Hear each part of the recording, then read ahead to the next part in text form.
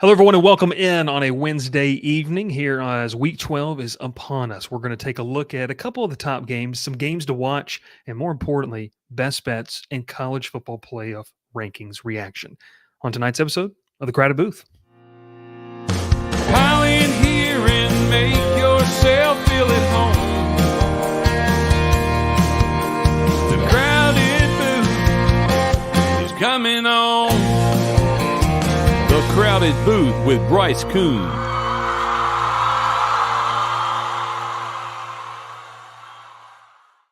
We welcome you here on a fantastic Wednesday evening. I'm in the middle of Ralph Leary and Will Mannis.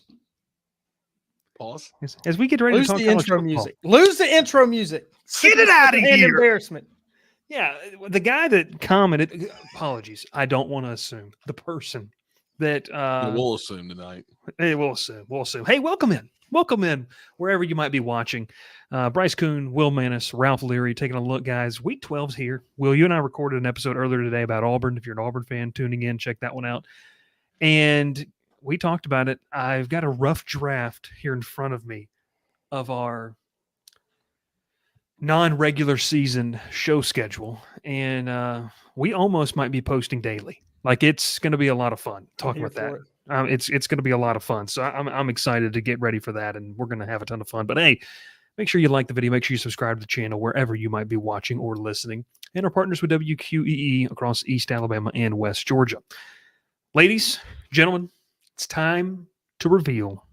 Not really. They were revealed last night. The college football playoff rankings and our reaction. Let's take a look at this, guys. This is the latest installment of the rankings. Now, folks watching and folks listening, we would like to hear your views on this. But guys, we'll start with you. Any big shockers? I know we released our top four. We put the graphic actually about 2 hours ago on our social media pages. Go follow us at Instagram, Twitter, X, wherever you might be able to do that. Your thoughts, Will, on this third installment of the college football playoff rankings? I think they finally got number one right, putting Georgia ahead of Ohio State finally. And this is really big. This is really, really big for that SEC championship in a couple weeks. If Georgia can hold serve these next 2 weeks, they go in as the number one team.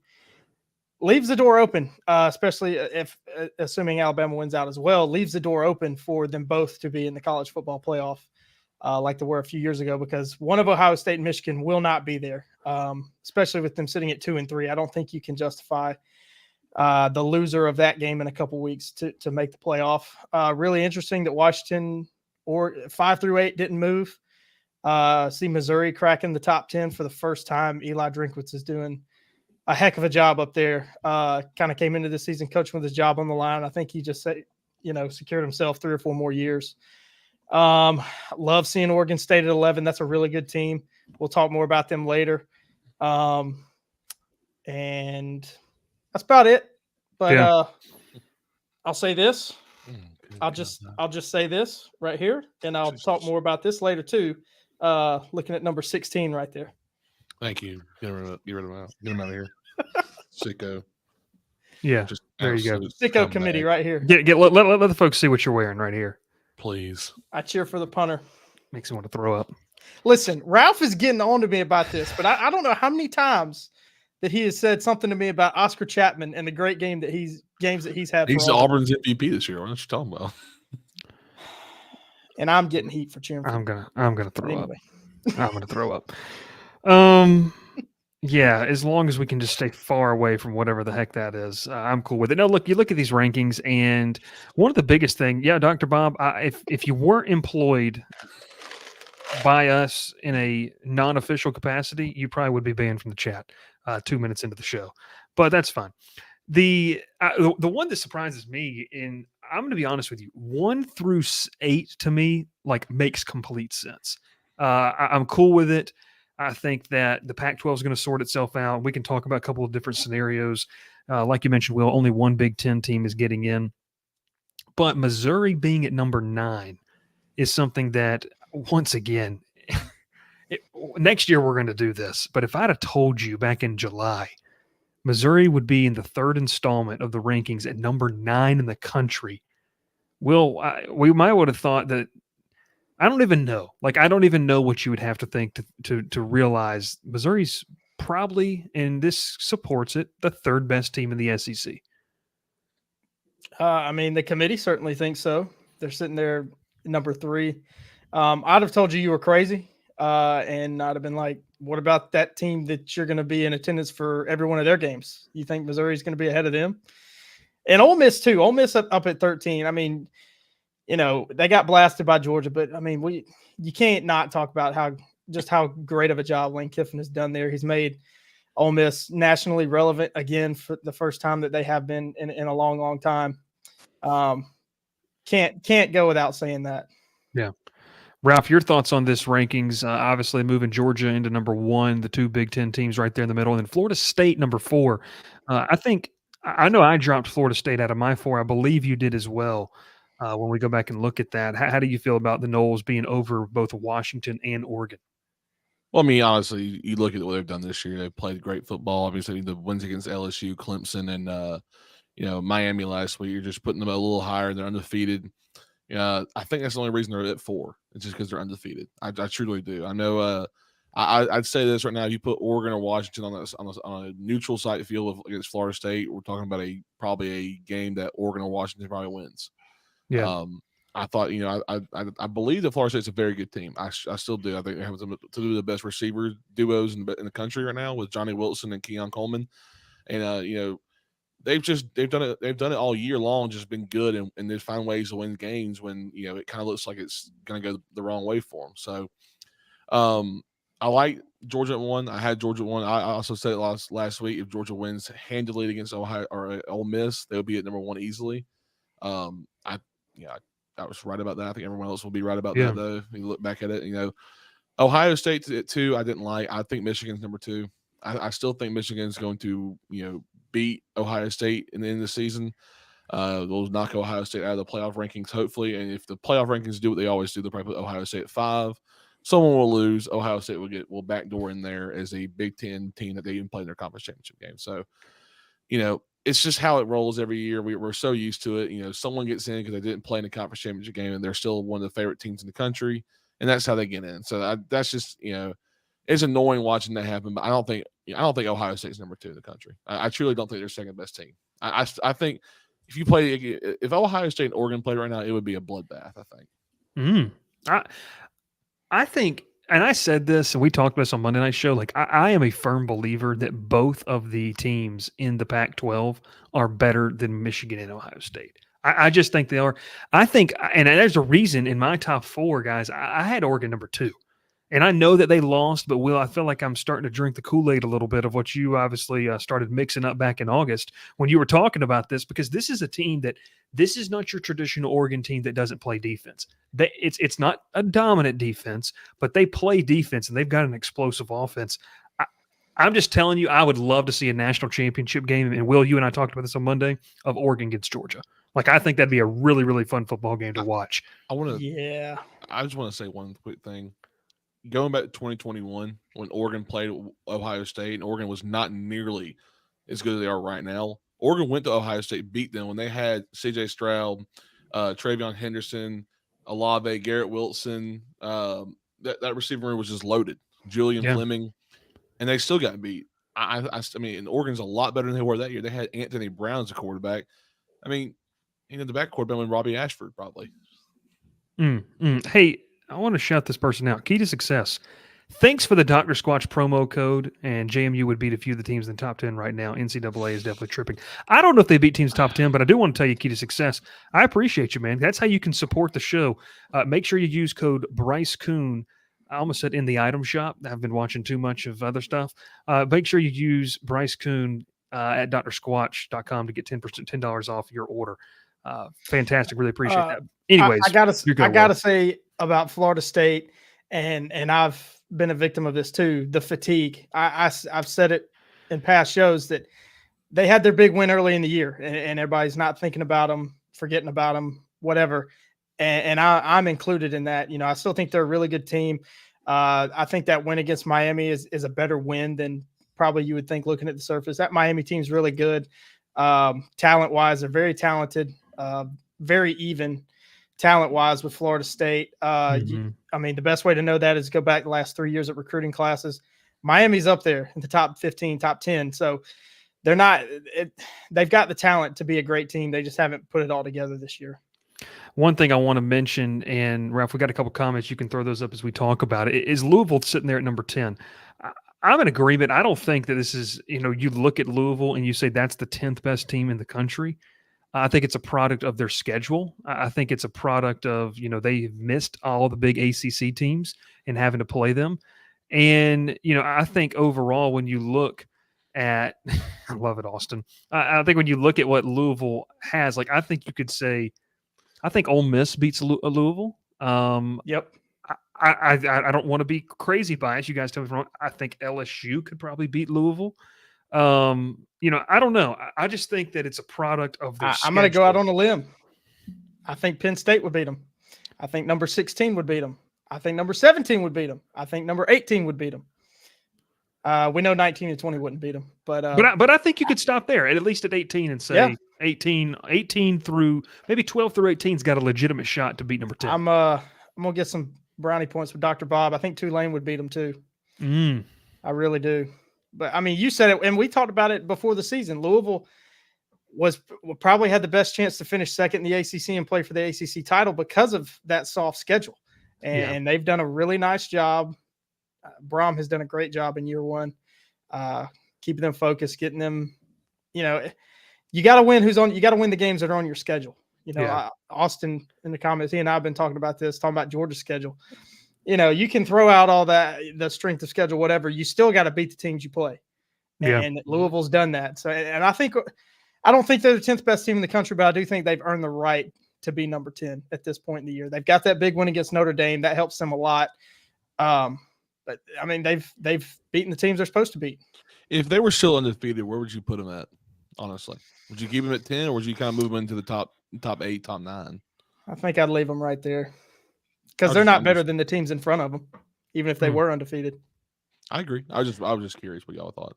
Well, and this is also too. I mean, I know a lot of people have, you know, people familiar with college football look at the JP poll, you know, and the premise of that is Ralph for Heisman, no doubt about it, Palmer.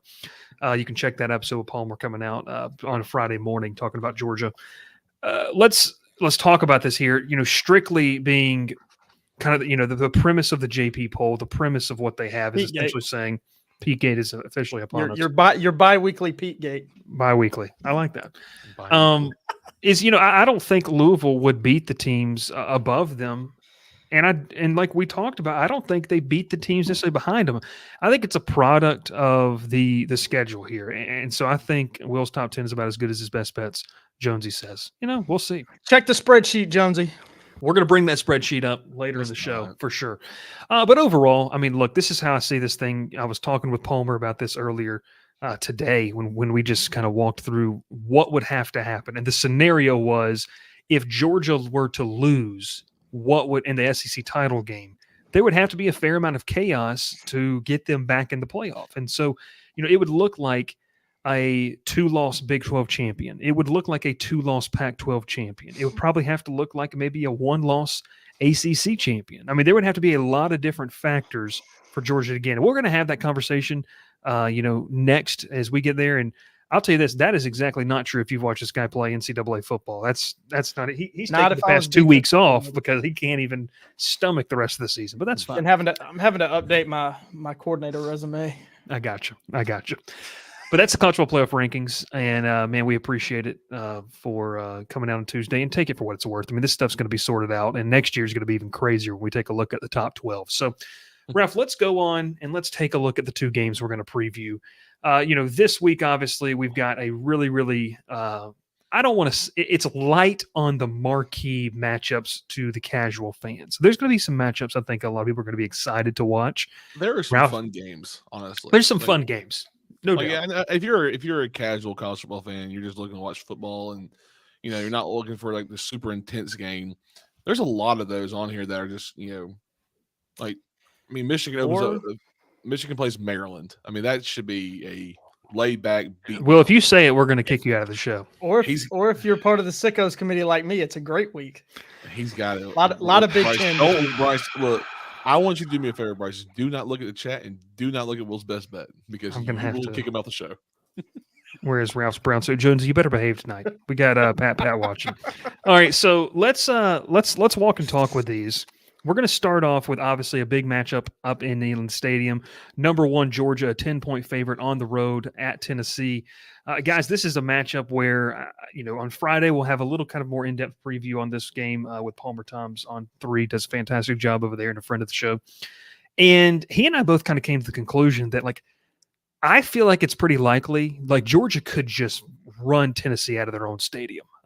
Tennessee, and I will tell you this, we sat back a week ago and we said, okay, Tennessee beats Missouri and Ole Miss somehow upsets Georgia. This is a de facto SEC East title game.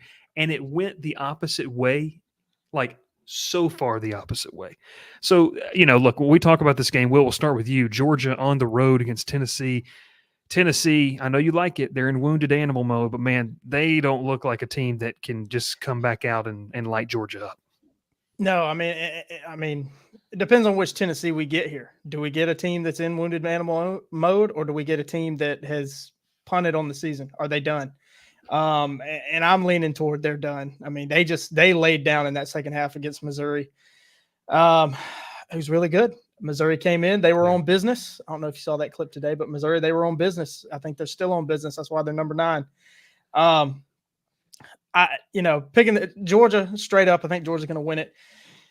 That -10 is tough because I don't know which Tennessee I'm going to get. And you don't really know what kind of atmosphere you're going to get in Neyland Stadium because they really have nothing to play for other than, maybe backing their way into a New Year's Six Bowl that, is obviously not a playoff game, but you look at the SEC teams ahead of them, they probably won't make that either. So, but on the other side, if Tennessee is up for this game, if they come in and play well, this is a really good matchup for them to put up some points and really to cover that spread and maybe have a shot at the upset because their running game is still really good.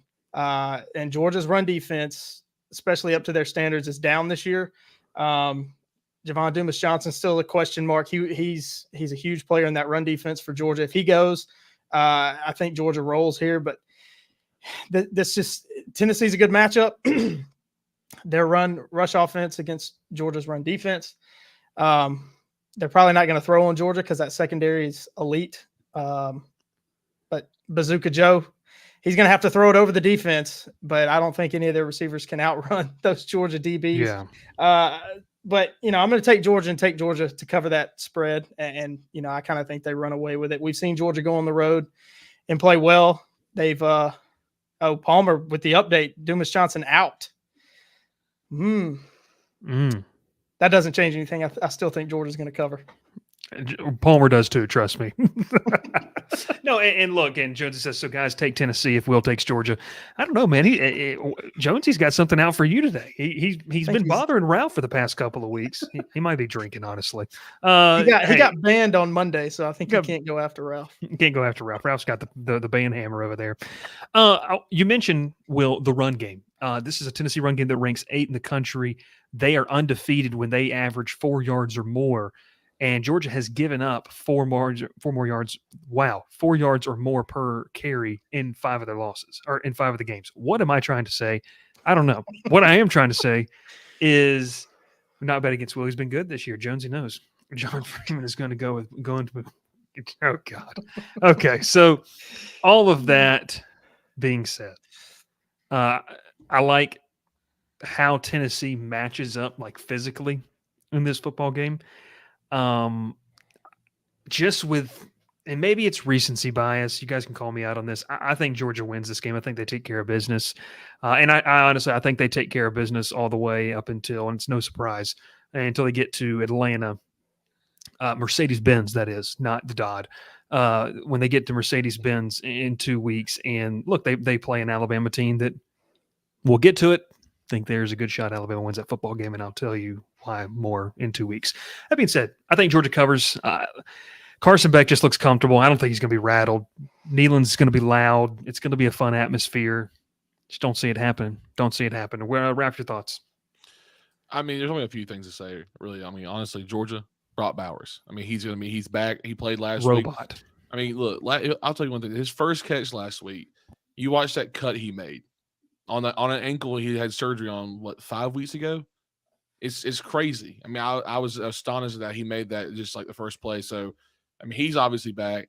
This offense is looking great. Carson Beck looked great last week. I know we always talk about how Georgia's always been a dominant run game, and in the past few years with Stetson Bennett, what they've done in the past is more kind of aired it out. But Carson Beck's been very efficient this year. He's really done a great job. And I'll tell you one thing, he didn't get sacked at all last week against Ole Miss.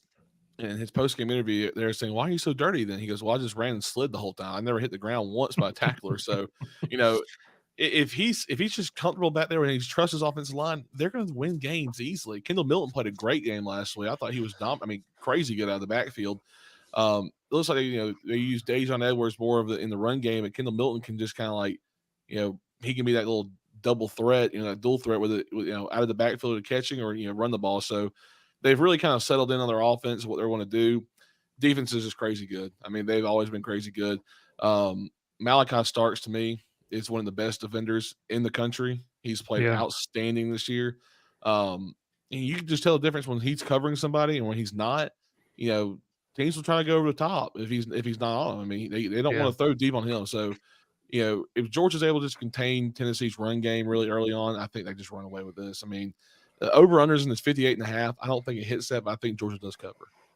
I like what you're saying there, Ralph. You mentioned Malachi Starks, great football player, and they got another good one in Kamari Lassiter. And I had he those played guys extremely well last week too against Ole Miss. Yeah, he's a really good football player, and I think one thing Georgia's really, really good at, and we've seen this year, their patience throughout the game is unbelievable, and I think it's what makes them a great football team because you see for the fact of the matter in this football game, Georgia's patience to me is going to win them this game. The ability to run the football, to play offensively at their pace. And what we've seen them do to teams defensively is it's not the same dominant group that they have had over the past 2 years. Big reason of that being those guys are playing in the NFL at a pretty high level. But this group is really starting to understand, I think, their identity defensively. Ralph, you mentioned Malachi Starks. They've got a guy like Kamari Lassiter. I mean, they've got pieces, and even the two young guys that filled in for Jamon Dumas-Johnson and kind of split some time at linebacker, they're really, really good, and they got better as that game went on. So, like I said, I think Georgia covers this one. I think that they continue their march to Atlanta, and it's going to be something where they're going to meet Alabama in the SEC title game, and we'll see what happens. But I think they take care of business in Knoxville. So we move to the next game, where we take a trip out west. College Game Day, unfortunately, not going to be there because this is going to be a fun one. Up in Corvallis, Will, your thoughts as Oregon State has an outside shot to make the Pac-12 title game. They got to play Washington this week and Oregon next week. You talk about chaos. Oregon State could cause some. How about that point spread? Oregon State favored by a field goal. So Vegas pretty much saying that this is a toss-up. And I'm with them because I really like the way Oregon State plays. I like the way Jonathan Smith plays. He does a really, really good job of putting his team in positions to win games, and they've done it this year. Washington, I said about them on Monday, they play a ton of close games, and that worries me. At some point, you play that many close games, your luck runs out. Yeah, your luck runs out. Words are hard, but some numbers on Oregon State. DJ Uyunglele, I think everybody forgot about him. This dude's thrown 20 touchdowns and just 4 interceptions this year. That's not the same dude that was at Clemson.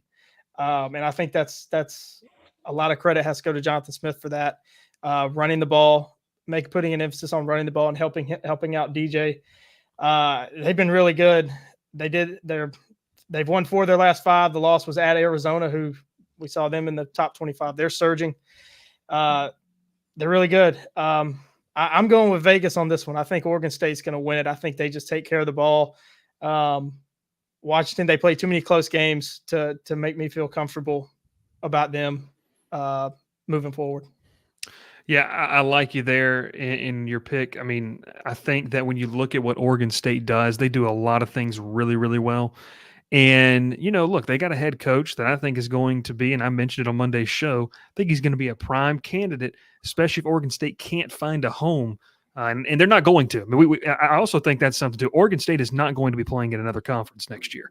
Other than it's a rebranded Pac-12 or a shout out to them and Washington State winning that lawsuit. I was on their side. So the other makes sense. What it means is the other schools can't make decisions as a conference. So basically, Washington State and Oregon State, as of now, legally are the only members of the Pac-12. I just asked you this. I just said this, and I want to make sure I have it right. Who was your pick for this game? Oregon State. Oregon State. You taking the spread? I'm taking the spread. Okay. Ralph, your thoughts? You're tracking what we're doing now. I'm tracking what we're doing. Yeah, your thoughts on this matchup? I got a stat for DJU this year. He has played his best games on the road. He is 12 for 1 on touchdowns and interceptions. He is 8 for 3 for touchdowns and interceptions at home. So 12 and 1 on the road, 8 and 3 at home. So it seems like he's playing better on the road. But in this game here with Washington's insane offense they've had all year, I think Washington has played great. Last week they played a great Utah defense. I think Utah's defense is still better than Oregon State's defense. That may just be a recency bias in the past few years, how Utah's been. Oregon State with just the 2 losses on the year. The Washington State would shock me at the beginning of the year, and then the old favorite Arizona with a 3-point win against them. I don't know how I feel about Oregon State. I've only watched them play twice this year. I don't know much about them. I've watched more Washington. I've been on Washington this year. Will and I have been hammering Washington and Oregon this year. I feel like back and forth week after week. I gotta go with Washington. I gotta stick with my gut on Michael Penix Jr. and what he's done this year and how electric their offense has been and what they've been able to do year in, year out. I'm gonna go to Washington. I think obviously they cover. So. Yeah, look, I think there's going to be a really, really good football game. And one of the things that stands out to me is that Washington truly hasn't played in a place or in an atmosphere like they're going to walk into in Corvallis. They got Oregon at home.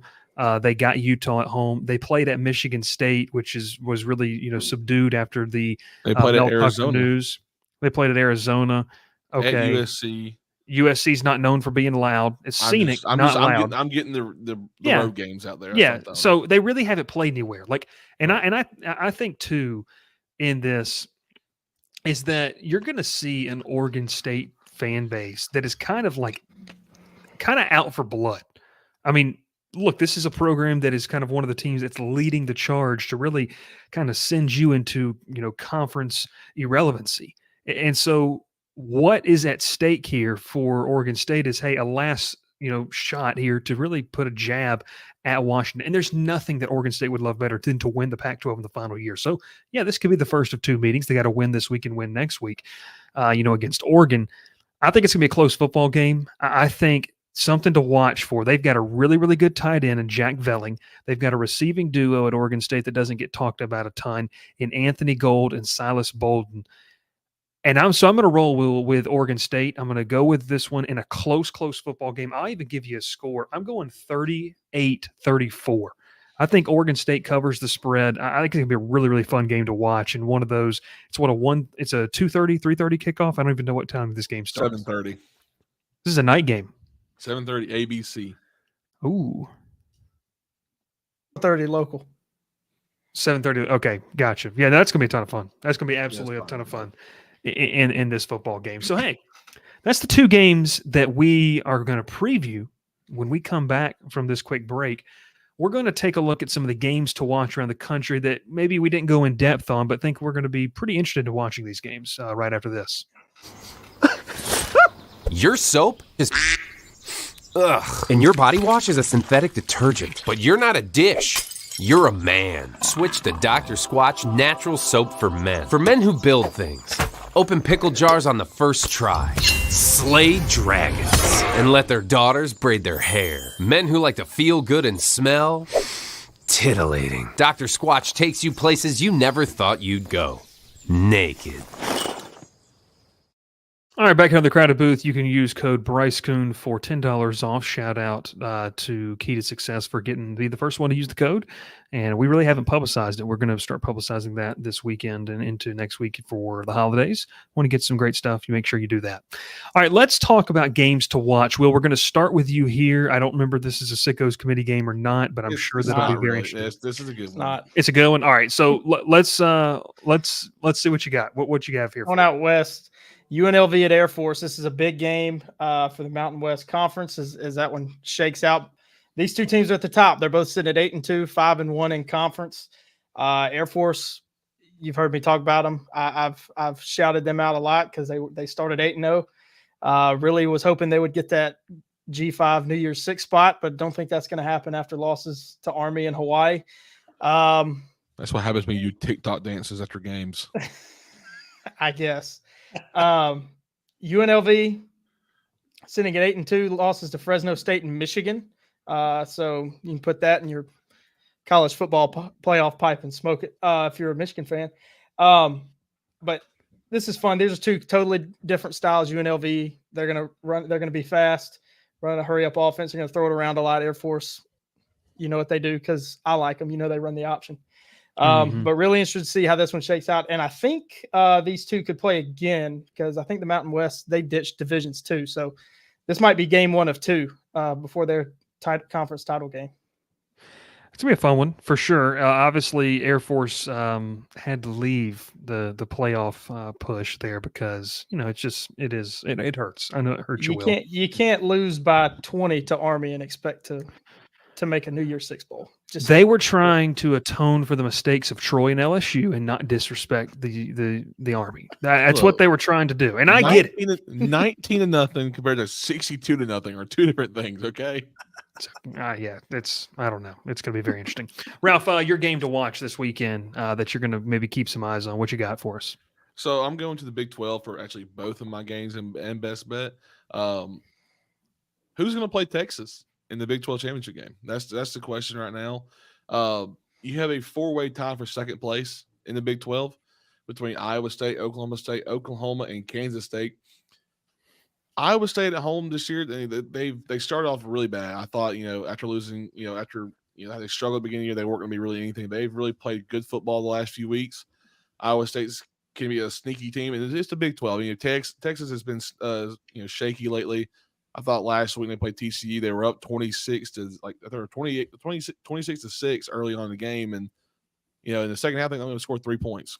They just looked terrible in the second half. TCU came back, and I think the final score was 29-26. Can Texas stay up here in the top 10? I don't know. They at the beginning of the year I thought they were great. They were a lock for a playoff game, and they've just kind of been struggling lately. I don't know if it's due to injuries or just people figuring out how to stop them. So I got Iowa State in this game. I got Texas winning this game, but I still think it could be a freaky game if Iowa State keeps it close. Yeah, and two, I mean, look, they're going to have to finish out the year with Malik Murphy. So, what does that look like for them? And can they stay, Ralph, like you mentioned, not only in Big 12 contention, but I think also just in playoff contention in general. So that's going to be something that I think is very, very interesting. All right, I'm going to go to my game here where I'm going to go back out west here in the Pac-12 where it's a fun one. And I'm saying the Pac-12 for both best bet and game to watch. Really, really like Jedd Fisch. I think Jedd Fisch is a good football coach, and he has brought an Arizona program that just took such a nosedive under Kevin Sumlin. And it just – remember the guy that they had at quarterback? Was it Khalil Tate? It was like really, really like he was so much fun to watch his freshman year. He just Kevin Sumlin, the quarterback whisperer, is what happened. Like I legitimately think that he had a really good freshman year and then did nothing after that. But yeah, I think he got hurt, honestly, but I could be wrong. Kevin Sumlin probably hurt him. I don't know, man. Utah and Arizona. Utah and Arizona. Look, the Utes, they are what they are. Really good defense. Arizona's got an exciting offense. Jedd Fisch is a good football coach. And, this is a chance, for two future Big 12 opponents to kind of rekindle one last Pac-12 matchup. So that's kind of where I sit with these football games. And look, there's a lot of other ones that are going to be really fun to watch too. It's a 1-point spread. It's a weird one. I like this. Who would you guys take in this game? This is at Arizona. Arizona. I love Arizona. I love pulling for Arizona right now. They're a fun thing to watch. Yeah, look, Wildcats, solid football team. There's no doubt about it. Great looking uniforms. Great looking uniforms with red, white, and blue. Anytime. America. Unless your logo's terrible, and they got a pretty good one. They do. They really actually do. And they incorporate all the colors into it very well. They don't force it. Yep. And the worst thing that you can do, kids and coaches, is just force it. You don't want to do that. Take it for what it's worth. When we come back, we're going to get into our best bet segment. I'm going to gouge my eyes out looking at my pick from last week, but and Ralph will too. Ralph will definitely gouge his eyes out because it's really bad. We're going to break. Hey everyone, Bryce Koon here with the Crowded Booth, and I'm excited to partner with Milton and Drew McCluskey as they get on their new venture, the Cajun Cousins Company. It's an all-stop shop for some of the best food and atmosphere entertainment that you're going to be able to have, especially this fall as college football is right around the corner. What is Cajun Cousins Company? Well, Milt decided to start this business back in Columbia, South Carolina. That's where they're based out of. Drew initially joined him after spending some time with the Saints, but they offer catered Cajun delicacies such as crawfish boils and Aunt Dottie's jambalaya. They bring everything and they can set up anywhere. Look, folks, they're passionate about giving people a reason to gather and to get to the culture that they love so much. They're expanding that brand to the low country of South Carolina, the upstate area, and other areas of the Southeast. So look, if you're going to throw that tailgate party or you're going to have a big gathering, reach out to Cajun Cousins Company today over at CajunCousinsCO.com to get that quote. Tell them the Crowded Booth sent you. We can't wait to see what they have in store this fall. All right, we're back here with our best bets segment. We're going to take a look at the leaderboard. Oh, that and, I'm going to tell you, I am not on a heater, ladies and gentlemen.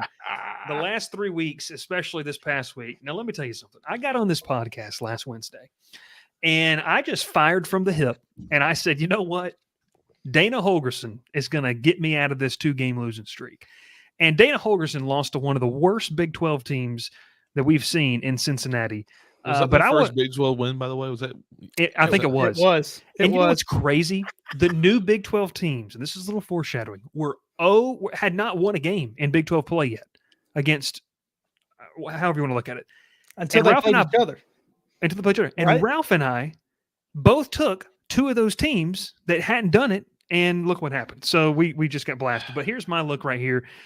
Don't pay attention to Navy Notre Dame. That's absolutely terrible. Pay attention to it. It needs to be discussed, Bryce. It's awful. Look, mine's not on there, but I really like Navy. Well, we're scrolling over. We're scrolling over. So I took Houston minus 2.5 against Cincinnati. Cincinnati won 24-14. Now we head over to Ralph here on shout out Dr. Bob sending this in the wee early morning hours of Sunday. It's really not. I told you. It is. There's more green there, though. I tried to tell you. I get it, Will. I get it. I'm not a sicko like you, okay? The Gus bus, it was full of gas last week. Ralph suffered the worst loss of the year, which originally was for me. So I want to say this. I was with some friends and had no idea I had the game on or anything. Wasn't checking the score. Just I forgot what time they played. Honestly, yeah. My buddy texted me and said, "Hey, I watched y'all's show last week. This week. Your best bet was UCF and OK State, right?" I said, "Yeah, it's OK State minus 2.5." He goes, "Check the score." And I just said, "Shut up! Just shut up, please! Don't tell me that's true."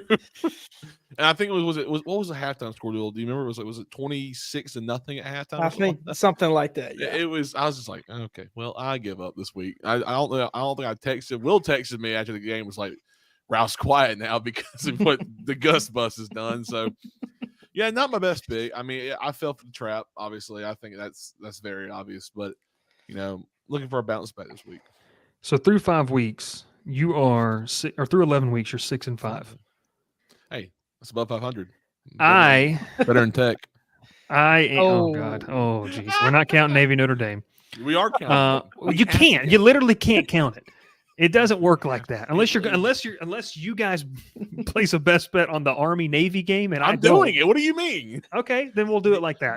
You two have to place a best bet, and I don't because I already took my chance with Navy week 0. Me and Will love talking about triple option football here. Now y'all be doing your show by yourself. That'll be the Don't Know Nobody episode. I'll be watching that game intently. Intently, yes. Fullback trap enthusiast right here on the Discord. I'm 5-6. It is crazy to think that I was 5-3, and I got to win this week, no doubt about it. Now we go to Will, and Will, you're living in the green, my friend. Look at this, ladies. I'm eating good. I don't know about y'all. I'm eating good. Oh God, what are we looking at here? All right, let's look at Will's lines right here. I mean, you are Will 7-3-1. Mm-hmm. Yep, I got I'm still upset about that FAU one because that line closed at 2.5. But we take these. That one or the South Carolina Florida one. That one that was no, because FAU should be a win.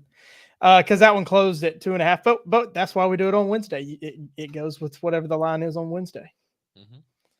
Mm-hmm. Florida South Carolina was a major disappointment. I mean, you talk about giving a game away. Florida -6, a disappointment. That's probably telling me something. No more Florida. But look at Auburn. I went the homer route last week, and boy, did it pay off. Arkansas was too busy. I just want to say this. This is what he said. Arkansas was too busy watching Polar Express at halftime. They were too concerned about getting in the Christmas spirit than they were beating Auburn. Yeah, Jones says money time, guys. These guys give us winners, losers every single week. Who you talking about, Jones? I want to know. I want to know what. I want to know. Go back to that Dr. Bob one here. What is the fashion sense I got going on here? All right, let's get into now, guys. Our best bets of the week. So I'm 5-6. Ralph, you are 6-5. Will is 7-3-1. We're not completely out of it. Will, we're starting to sick of game 101 over here. Close your eyes. Hide your kids. Hide your husbands. Look, I'm just gonna do this, Bryce. We're gonna do this. Just let them have it. Iowa -3 hosting Illinois. This one, as bad as Iowa's offense is, I'm very fully confident. Iowa beat up on one of my favorite Big Ten teams last week, Rutgers, blanking them 22-0, which is such a surprise, kind of out of nowhere, because Rutgers has been pretty good this year, and then to get shut out shows you how good that Iowa defense is. Iowa, number 3 scoring defense in the country. They give up 12.3 points per game. So I mean, you're really only asking Iowa's offense to get in field goal range twice, and you'll get that -3. So give me Iowa, give me the Hawkeyes, give me the Big Ten Western Division champions. Bryce, if Iowa somehow wins the Big Ten, you're gonna have to eat everything you've said about Iowa this year. If Iowa wins the Big Ten, I will say this. I will let the top comment. I will say what this. happens. Illinois scored 48 last week. Their quarterback threw for 507. Yeah, man. Who'd they play? They played Indiana. Who's their quarterback? Luke. Indiana the kid is from John Altmaier? Paddock. That's not a real person, dude. So I texted. Okay, they went to overtime with Indiana. Indiana is awful. I agree, but this is the thing. I said this to my buddies. I said we got Iowa and Rutgers being a typical Big Ten game, which is low scoring, horrible watching football. The Indiana Illinois is just in an absolute shootout in the other side of the country. And I was like, what is going on over here? I mean, okay, so I just could not figure out what was going on. I pulled this scoring summary up, and it's awful. It's a lot of field goals from Illinois. They can't finish off drives, or they couldn't against Indiana. Indiana's bad. Indiana's bad. So played Brennan Sorsby at quarterback. These are not real people. I agree. Iowa -3. If you're like me, you cheer for the punter. You'll see the punter a lot because Iowa's offense is so bad. But hey, all you need is 3. Dr. Bob's got us there. Will's betting strategy can't be questioned to date. The Sickos Committee route in betting. Please, for the love of God, Who are they playing? Illinois. See, I don't even pay attention when you're talking about them. Illinois. Fighting Prather Hudson God, over there. Illinois doesn't even know. Like they did. What is an Illini? It's some type of Native American. I know that. All right. Please just get it off the screen, Ralph. Your thoughts on your best bet? Because look, you got to catch up with them. You need Will to lose this week. Look, and you need to win. I'm running it back, guys. Don't worry. We're going back to OK State at Houston +7. I think OK State coming off last week's loss really hurt their chances for the Big 12 championship game. I don't see them winning out. I see them losing to Houston. I see them losing because Houston is a trap game. Houston played Texas. And tell me how that works out for you. Look, Houston played Texas to the last minute of that game at home. I think Houston's got a great chance of looking in the Oklahoma State team who just got embarrassed last week. If they're able to stop Ollie Gordon, I think Houston can win this game. I think they can cover the 7-point spread. Here's my problem. Cincinnati had one of the worst Big 12 rushing offenses, and they went in there and they beat Houston. Well, dude, I'm not perfect here. What time is this? All right, here's the bet right here. Here's the bet. Jonesy says if Iowa wins, why has is it to me? shave that pretty boy hair to bald on top, leave hair on the sides. No, there you go. No, this is all Bryce. Yeah. Thank you. Can I do it? Okay, there's a potential, and we're going to talk No. about this in the last segment of the show. There's a potential that I could be going to the Heisman Trophy ceremony. No, I do not want to rock that haircut there. No, you have to go to the Heisman ceremony with that. With that haircut. I will quit my job. I'll quit my job. That's fine. And That's fine. it's whatever. You can come work at UPS with me. Be my helper. Nope. Gouge my eyes out. All right, I'm going to go to mine here. And I mean, this has to be a winner. There's just no ifs, ands, buts about it. If I want to stay alive in this race, I'm taking Cal -6.5 at Stanford. I said this last week. I believe Stanford. I said this about Cincinnati, and I'm going to say it again. I think Stanford's awful. I think Stanford's absolutely terrible. This is a fantastic game. Cal is going to win this football game. They're going to win it by at least 8 points. Can I double up? Can I erase week 0 if I give an alternate spread? No. I don't know, dude. That week 1 or that week 0 one is just it's a listen. One of us on here hammering it.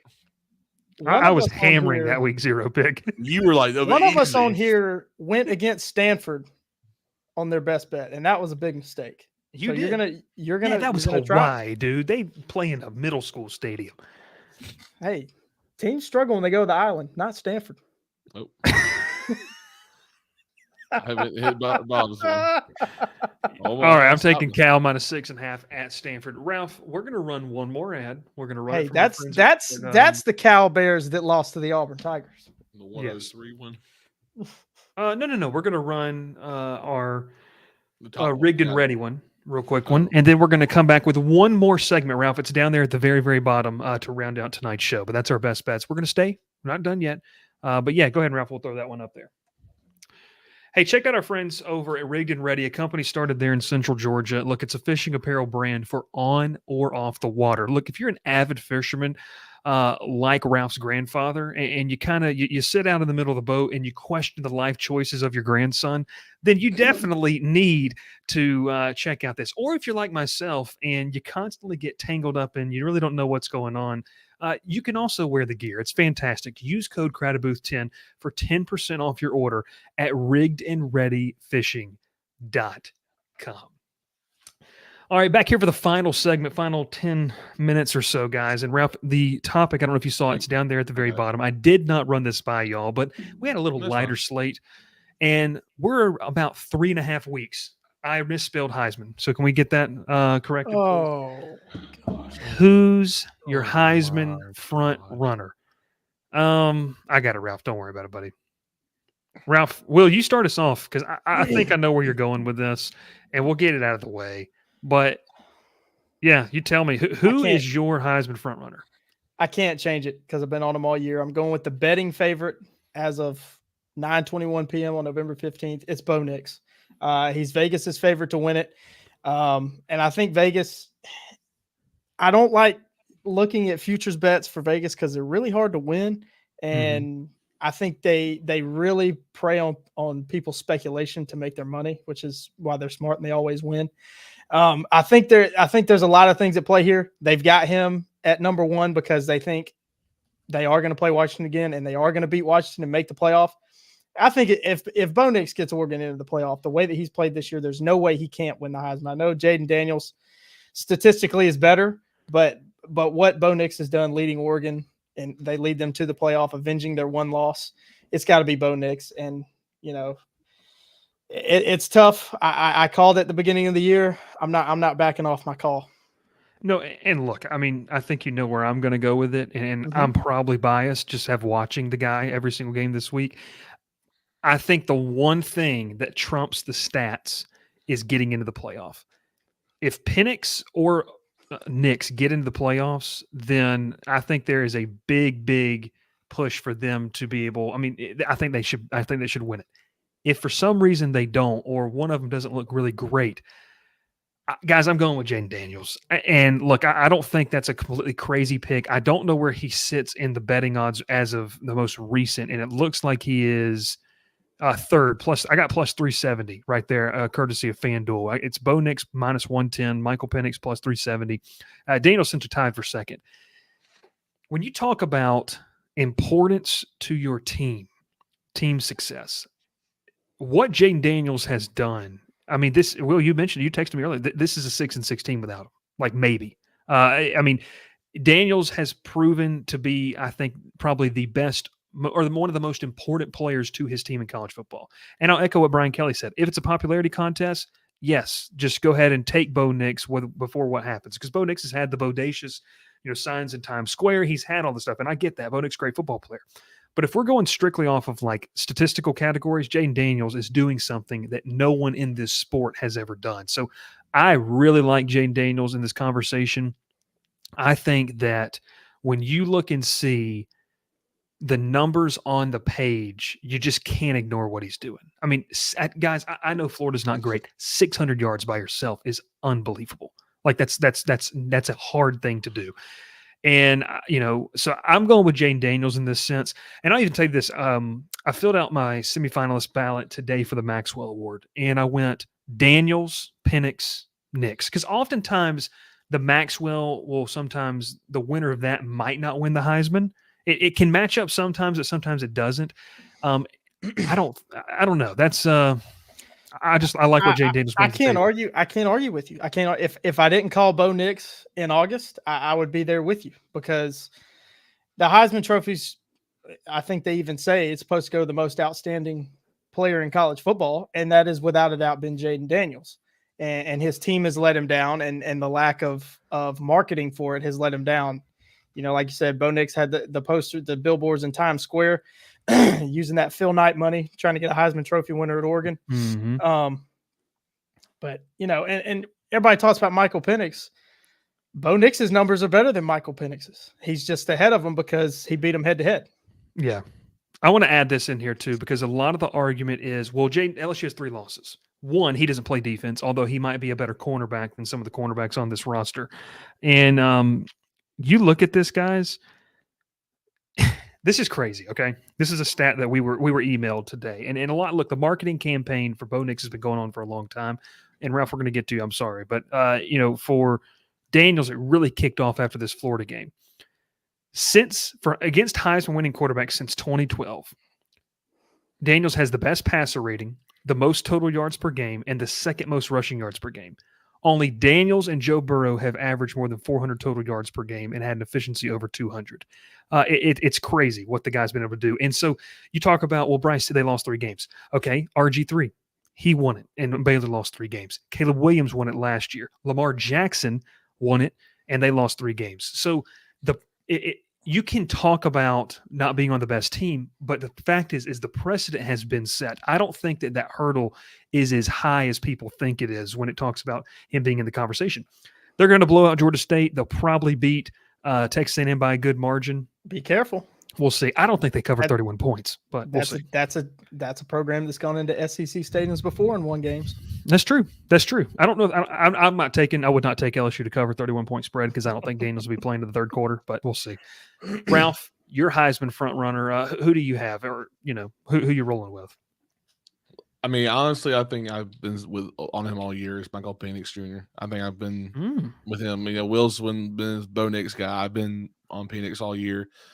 I think what he's done this year is unreal. I mean, obviously, what Jaden Daniels done is incredible. I mean, it should be talked about for years. I mean, if he had anywhere near a decent defense, you're talking about a 1-loss to 0-loss LSU team right now. And I solely believe that. Yeah. I'm really sorry. Finish. I'll let you finish. But what Penix has done this year, only being sacked 7 times, only other quarterback that has been sacked less is Bo Nix. I like what both those quarterbacks have done this year. It's a toss-up between those two in the Pac-12 right now. Forget the 3-loss thing, though. To go off of your Jaden Daniels, with what you said about that. Forget the 3 losses. If it's the best player in college football and he's playing on a team that has no defense on the other side, that's not his fault. He cannot control that. I mean, it's seriously, if you wanted to play both sides, he could probably do it if he wanted to. But with the 3-loss thing, it's the dumbest thing. If you can't make the playoffs, you don't deserve the Heisman. Dumb thing. Yeah. I hate it. I hate that statement right now because that's just not true. I mean, if Bo Nix goes out there and plays lights out in the Pac-12 championship game against Washington, and they lose because Washington hits a field goal in the game, that's not Bo Nix's fault. He scored every, as much. Probably not Bo Nix's fault. Really, they lost the game in the first place. I mean, Will kind of attributed that to more Dan Lanning. Yeah, I mean, so you can't just say, well, that's why he's dropped out of the Heisman. There's no reason to say those things. So I'm sticking with Penix just because I think I've been on him all year. I just think he's been, one of the most crazy quarterbacks this year with his arm talent, and what he's possibly going to do next year in the league. I think both those quarterbacks have a great chance next year to be first rounders and be, starting quarterbacks in the future. So I'm going to sit with Penix, but Bo Nix to the Atlanta Falcons. Hey, I don't. Not with Arthur Smith, please. But look, here's the thing. I got it. It's Penix 1, Bo Nix right behind him. Jaden Daniels is the other one. I think those are the 3 guys that need to be in Atlanta. And then Gunnar Watson 4, right? Look, if I could throw Gunnar in there, I would. But no, I'm sorry, absolutely. 21 touchdowns, 4 picks. Look, his problem is they play their games on NFL Network. 80% of America doesn't even get NFL Network. So, Will, I know you had some comments you wanted to run. What were your thoughts? It was just. I basically got it out of there. I figured Ralph would say Gunnar Watson or Kamani Vidal. I just want to. No, I was going to joke around and I was going to throw Kamani Vidal's name up there. But one more thing I wanted to say, though, is if those 3 guys, if it's Penix, Nix, and Jaden Daniels, I think Marvin Harrison deserves to be up there just because he is. He's a great player. And he's the reason they're Marvin. He's not going to win. He deserves to be invited. I think he deserves to be there. Marvin Harrison Jr. is going to be invited. Marvin Harrison Jr. is probably going to win the Bolitnikoff. No, easily. Marvin Harrison Jr. is winning that award based off of 3 years of body of work, not this season. Once again, I will go with the homer route, if you want to call it. Malik Neighbors has better numbers than him. And so that's the problem with this. Is it based off of the perceived notion of college football media? Because look, I mean, if you didn't tell me Marvin Harrison's stats and you said, Bryce, who's the best receiver in the country? I'm saying Marvin Harrison Jr. Like I just am, because the guy is the most God-gifted, talent in the country. You can make a case he's probably one of the best players in the country overall. But the thing is that statistical numbers wise, I just think you have to look within the scope of the season. And a lot of these people are going to look at the body of work. Harrison Jr. is going to be a great football player, like a fantastic NFL receiver. And I'll also bring this too, and this is going to piss some people off too, and I understand it. Carson Beck's sitting there with, there's a big jump at plus 3,500 odds for him. You get into Jalen Milroe. I'm actually disappointed to see Jordan Travis as low as he is, because if you want to get into the argument of importance to your team, guys, Jordan Travis, Florida State might not beat, Pitt. They might not beat Miami without him. So I don't know, man. I look at a lot of different, things in this.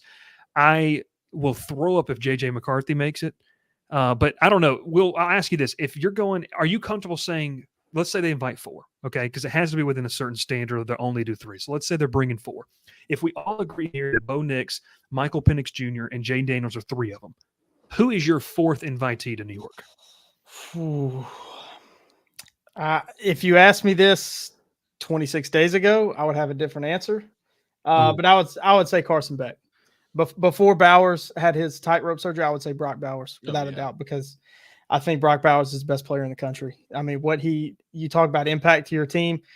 They don't beat Auburn without Brock Bowers for sure. He took over in that second half. They don't win without him. But Carson Beck, he's number 2 to that Georgia team. I mean, I've said it multiple times on the show. He's cool as a cucumber. I mean, he has won them multiple games as their quarterback. So I'll go Carson Beck being the 4th invitee. And look, you're going to hear about it on Friday when I talk with Palmer. That Georgia offense is elite. Like they're really, really good at what they do, and it's not flashy. But Mike Bobo has been super, super good. Oh man, fire Mike Bobo. He's awful. He doesn't know what he's doing. It really makes Will sick to know that they had Bobo at Auburn, and Brian Harsin just did whatever in the world Brian Harsin does over there. Ralph, I know you mentioned. Are you sticking with Marvin Harrison as your fourth guy? Like, are you comfortable to go in that?